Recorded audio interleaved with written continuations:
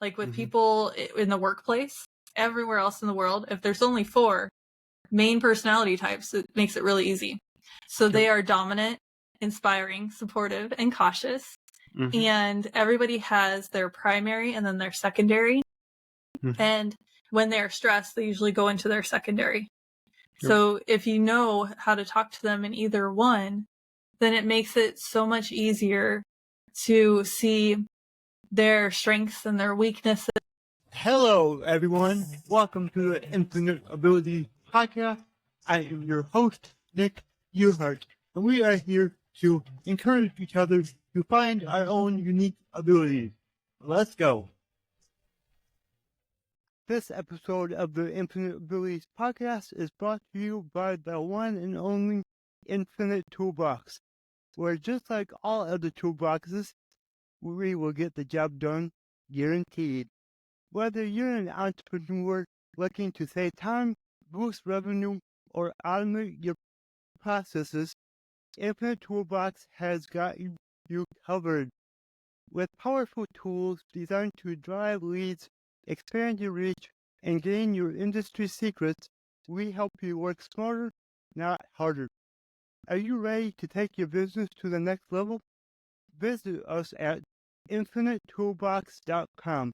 That's infinitetoolbox.com, and discover how infinite your potential really is. All right, so today we have Autumn Carter, and she's ready to share her story and tell you all about what she does. So Autumn, can you tell us a little bit about yourself? Sure. I am a mom of 4 children. I have 2 dogs, happily married, almost 15, or it has been 15 years now. It's hard to keep track of time. Awesome. Yeah. And I am a wellness advocate. I love the 8 Dimensions Wellness. Everything is in my business is founded on that. I am a parenting mentor and I am a business coach. So I help out all different types of people with all different types of needs. I just enjoy helping people. Same here. Lights me up. Same here. Yeah, it does. You know, it's a nice reason to get up in the morning. Yes, you know? I agree. And besides really, the children. Well, yeah, you know, but I mean, I personally don't have that. So, you know, for me, it's like my why is why I get out of bed. So, you know, I appreciate people like you that, you know, do what you do. Well, thank you. Yeah, of course. So what got you started on your entrepreneurial journey? You know, I'm trying to look back. I feel like it started even further back than I tell people. I went back to school when my oldest was 17 months old and had the other 3 children while in school. I still don't know how I pulled it off. I'm really good at organization, and I know I leaned further into that, but I actually thrived during that time, and COVID happened. It's mind blowing. So the people who are like, what? I wonder too. Yeah. I went to school originally for public health, and I ended up switching to applied health when they rolled out that degree option because more of the courses aligned with things that lit me up. And I learned about the 8 dimensions of wellness there. Originally it was 5 dimensions, but they've added more on. Okay. And the way it was presented to me was this way of having this youthfulness about you as you get older. And it just really resonated with me because I have family members who are older and they are declining pretty rapidly. And one of the main reasons is they don't have that social connection. They're not going out and being physical. Yeah. And it shows up in their cognitive functions, in their boundary setting in so many ways. And it was one of those, see, I was right. I believed in these things before I knew about them, and see, I'm right. And then I started digging past that into, okay, how can I make this better for myself? And anytime the course description talked about the dimensions of wellness, I was signing up, whether or not I needed the class. I decided to make that time be for me. And so when I was nearing graduation, I applied for a master's program, ended up getting in, but they forgot to tell me. One of those situations. But it was really aligned because I also decided I wanted to learn more about life coaching and how to do that. I took a course that was called The Helping Relationship, and it's all about how to be that first line of helping people after like a natural disaster or some kind of trauma, something traumatic in the family.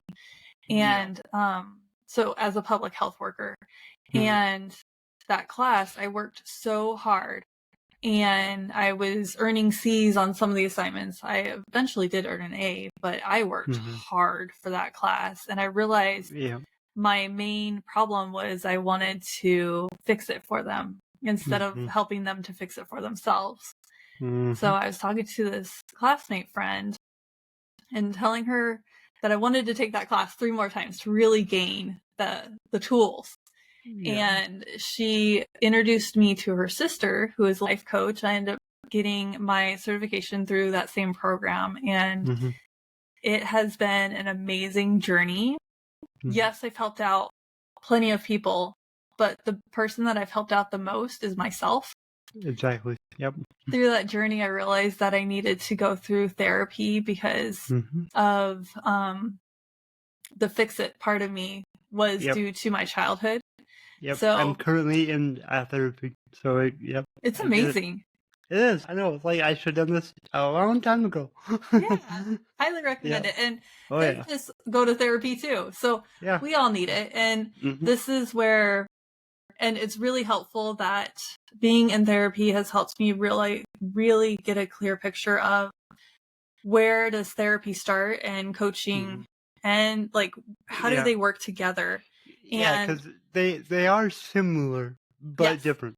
Yes. So where coaching is very much about your future and helping you have a lot more space to discover things for yourself.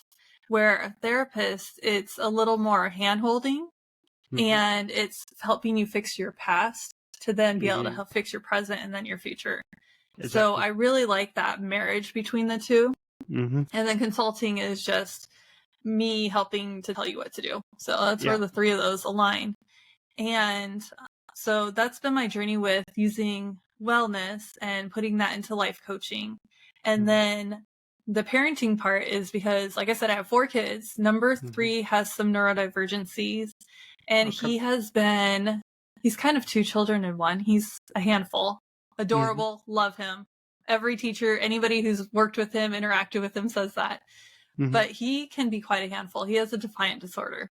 So you tell him one thing, he wants to go the other way. And it can be very triggering because there's parts of him that are similar to people in my childhood who were abusive. So it's just fixing myself. That's where the therapy part comes in. But I was not able to get the help as fast as I needed. He was on wait lists to be diagnosed. And the reason why I wanted him to be diagnosed is so that he could receive the extra help in school. He just started kindergarten this year. And thankfully he's doing great in kindergarten. Awesome. Yay. Yeah, even the principal tells me, she knows me because he's the 3rd child in this elementary school.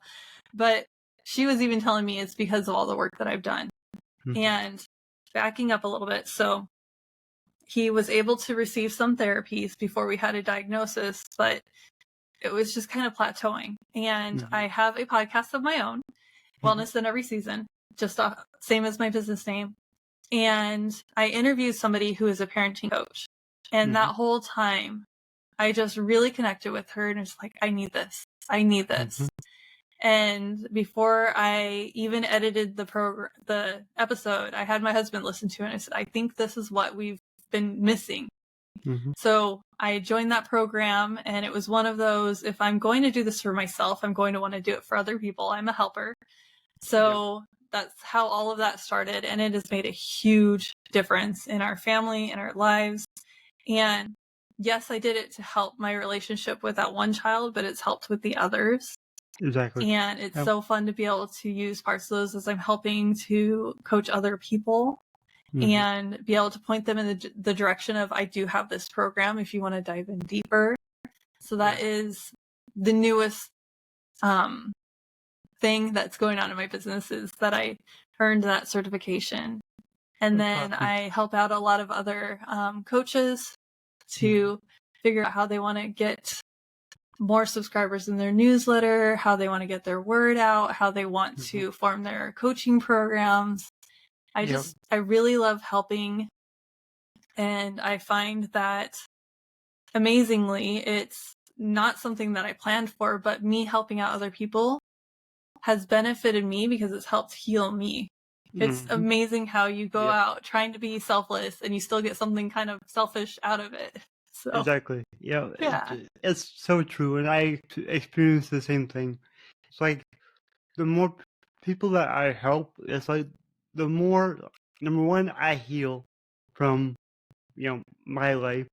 And the more, I guess, the more confident you are in yourself. I know that confidence goes a long way. You can look above me. And my quote says that success is not the key to confidence. Confidence is the key to success. So the more comfortable we are with ourselves, the more confident we become, and then therefore the more people we can actually help. So yeah, I know exactly what you're saying. And, for you as someone who has a child with special abilities, that's what I like to say, I like to share, some guidance for other parents on the show. So one question that I have for you is when you knew that, your child was different, let's just say that, what steps did you immediately take to try to get the help that you knew that you needed? Well, before I answer that, let me back up. This is actually a conversation I had this morning and we'll lead there.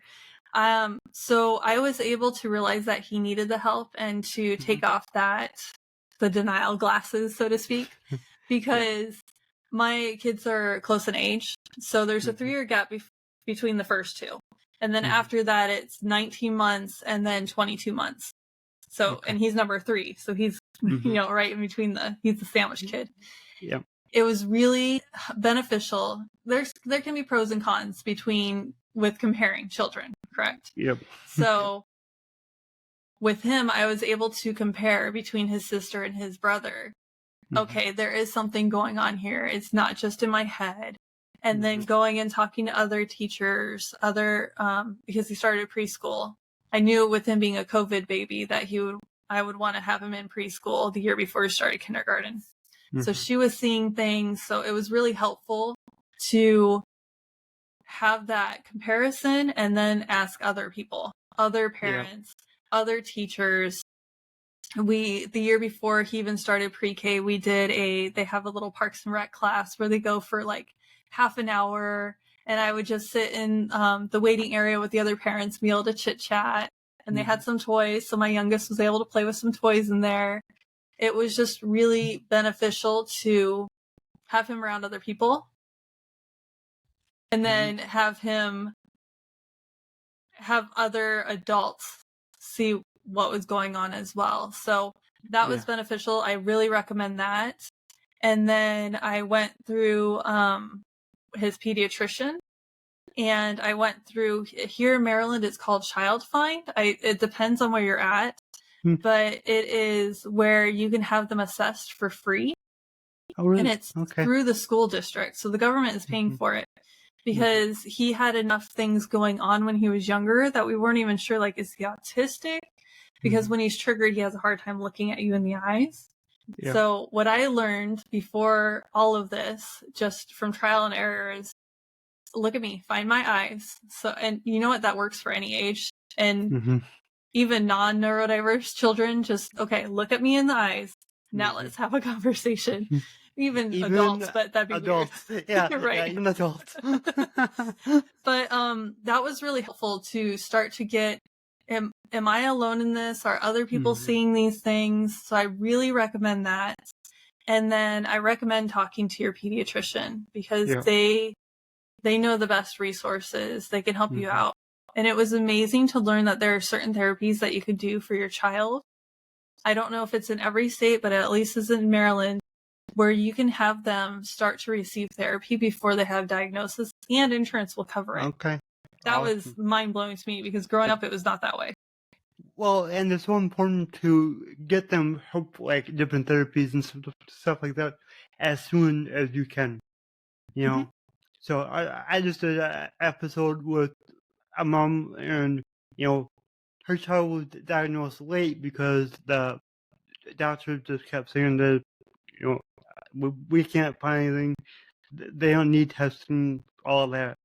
And if they would have been able to diagnose the child sooner, they could have done more to help. Because at the early, stages of development, that's where, number one, your child learns a lot.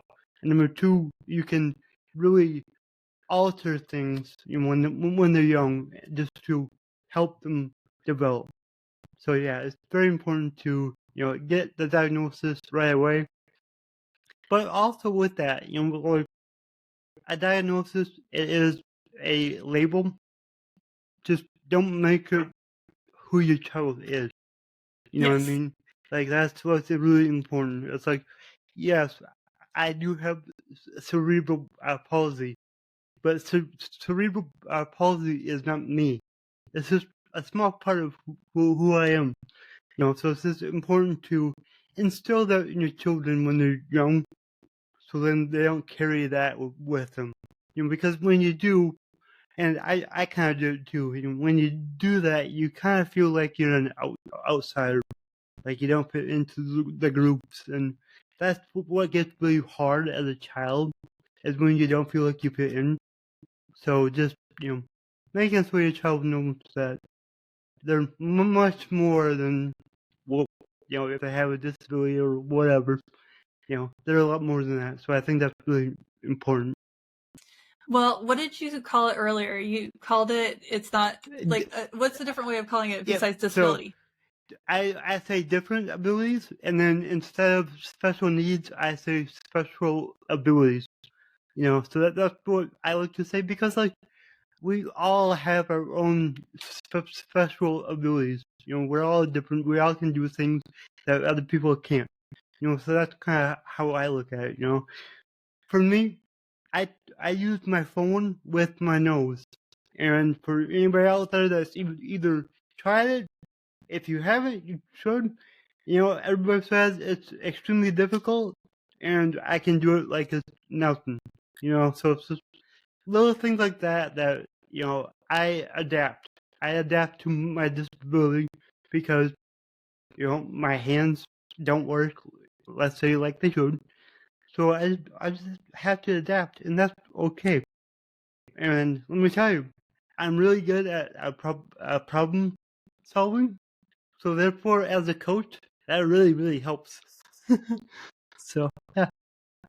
Well, I love what you're talking about. And when you were talking about using your nose, I teased my husband the first time I saw him do it. He was washing his hands, so his hands Yep. were all soapy, and he has a smartwatch, and he's doing that to turn off I do the same thing. Yep. And I was like, wait, did I just see that right? He's like, you sure did? Okay. Yep. And I love that. And I love that you're talking about special abilities, because so it's almost Halloween. I don't know when this will go live, but I'm wearing an orange shirt and he is wearing, it looks like green on my side, like blue-green. Yeah. And that goes with our personalities, right? I really love thinking of the analogy of a box of crayons. And I don't know if you had to read The Giver growing up like I did, but that's where everything was black and white, and the giver was the one who had all the colors. Okay. And it can be like that personality-wise, or the Stepford Wives, or any other movie. I'm totally aging myself. And the thing is, if we were all the exact same color, or the world was all the exact same color, how boring would that be? My favorite color is blue. Doesn't mean I want to see blue everywhere. Yep, exactly. And we don't want that personality-wise, and it can feel like that. And the reason why I wanted him to get that extra help is because in school, it is so hard when there's a large classroom and there's so many different personalities and different needs that we need to, I wanted to make sure he could conform enough to then learn in school. Exactly. But that does not mean I want his core to change and to be different. So let's go to my oldest. My oldest is very social. I don't want that to change. I want it to change enough for school but how much further in the world will he be, especially if I'm not sticking a phone in his hand, that he can actually look people in the eye, he can make friends, he can have these amazing conversations with people, and he is crazy intelligent like his daddy, and intelligent in the engineering robotics way. I have my own intelligence, but he is going to stand out because of those things. And I really love that. And that is where it's called the parenting blueprint comes in, where we are really talking about their core personalities and speaking their language and making them feel completely seen and like they can be themselves instead of us trying to break them and remold them into something else, because it's how we end up in therapy. Yeah, exactly. And that's the thing. It's like you shouldn't try to mold your children to be who you want. Like, guide them, let them figure out who they are, who they want to be. That's what's gonna help them more than anything. Is they are not you. So a lot of parents want their children to be just like them. It's like, well, they might look like you, they might sound like you, they're not you. So let them go out and experience, their lives, their own way, and just guide them. Obviously there's times where you gotta tell them, well, you cannot do that, but you gotta make sure that you're there for them and just let them explore and be themselves. So yeah, And it I makes like such that a you brought difference that up. if you can speak to their language. Yep. So in the parenting blueprint, there are 4 personalities. How easy is that? 4. And the nice thing is you can take what you learn here and put it out in the real world, like with people in the workplace, everywhere else in the world. If there's only 4 main personality types, it makes it really easy. So they are dominant, inspiring, supportive, and cautious. And everybody has their primary and then their secondary. And when they're stressed, they usually go into their secondary. So if you know how to talk to them in either one, then it makes it so much easier to see their strengths and their weaknesses. And in leadership, it's really good to have all of those different personalities. But if you don't know how to speak to them or how to work with them, imagine having, for me, all 4 of my children are very different. It can be very hard to, and to have fair parenting, using quotes around the word fair, it doesn't mean that I'm parenting them the exact same. So I need to make sure that I can speak all their languages and know their strengths and weaknesses. So like my daughter, she has this tendency to have to do things and to leave things around the house. So I have to constantly be, okay, do you have your task list? Let's go through your list. And okay. And for her, a really good reminder is just slippers. And she'll know, oh, I left my slippers in the wrong place. Where for my oldest, I have to use a full sentence, sometimes a paragraph. Sometimes I have to add color to it, like really give the visualization. It's because all of their personalities are different, and you can end up with families where one child feels like they were parented great and the other one is in therapy for different issues, and they're parented the exact same. That's a problem because their personalities are different. Their needs are different. So that's where this comes in. I agree. And the same goes for teachers in school. I had an amazing teacher on my podcast a while back, and she created like a blueprint of how teachers can really help their students. And it was just like little tweaks with different types of students just to help them even more. And it was just incredible. I can't remember. I gotta go back and listen to that episode. But like, it was just like you're right. Like, every child is different, so they all need their own like attention. So yeah. And if you think about your favorite teachers, they are the ones who could understand your personality and really see you. And the teachers who were the most popular were the ones that could talk to all the different personality types. And this is actually something that is taught in the classroom as well. The coaches who are before me, who have been doing this for a while, they bring it into the schools. And for right now, I'm just working more with the parents and speaking to them in my newsletter and in my community.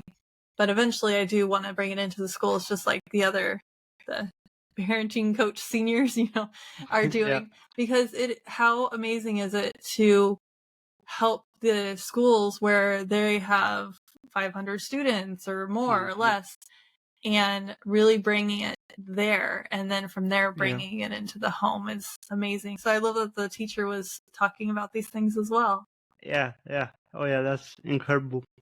Well, I love what you're doing. You're doing amazing work, helping a lot of people, and it's going to be incredible to see, where this takes you and how many more people you help. This is awesome. And with that, how can people reach out to you so they can work with you? wellnessaneveryseason.com. On my homepage, I made it very easy. You can find all my programs there. So instead of hearing all about me and blah, blah, blah about me, there's my programs. If you want to learn more about me, there's an About Me page. But right there. And from my website, you can also get into my newsletter where I'm offering tips and tricks and discounts and more of a window into my world. And I also have social media, but I really show up, and I show up for you in my newsletter because you don't have to worry about the algorithm. It's just there in your inbox, waiting for you to open up, and you can hit reply. We can easily have that conversation. But I am on social media, just not as much. That's at Wellness in Every Season. Okay. Awesome. Thank you. And then I got one more question. So my slogan is, your abilities are infinite. What does that mean to you? Well, the first one is Toy Story, To Infinity or Beyond, and I don't even know when I last saw that one. And I only watched a handful of times as a kid, so okay. But for me, it's really about your mindset and where do you have those limiting beliefs? And as you overcome them, you just have another one, and you can continue growing. You never hit that ceiling of development or growth unless you decide that there's a ceiling. You can easily break that on your own. It doesn't matter what other people are telling you. It's really within yourself. And you have the ability, even if you are on your deathbed, even if you are in your 90s, even if you're past 100, you have the ability to continue growing and learning and developing. And it's a beautiful life that we live. Live it on purpose. And know that the 8 dimensions of wellness come in here, because if you are taking care of yourself, that holistic health, you're a whole person, whole being, you have a spirit, then you have limitless potential. You are only as limited as you decide you are. I mean, look at you. You're deciding that you're not limited. Exactly. Oh yeah. I agree with that so much. So thank you for sharing that. And thank you for sharing your journey and really helping the listeners. Thank you. Thanks for having me on.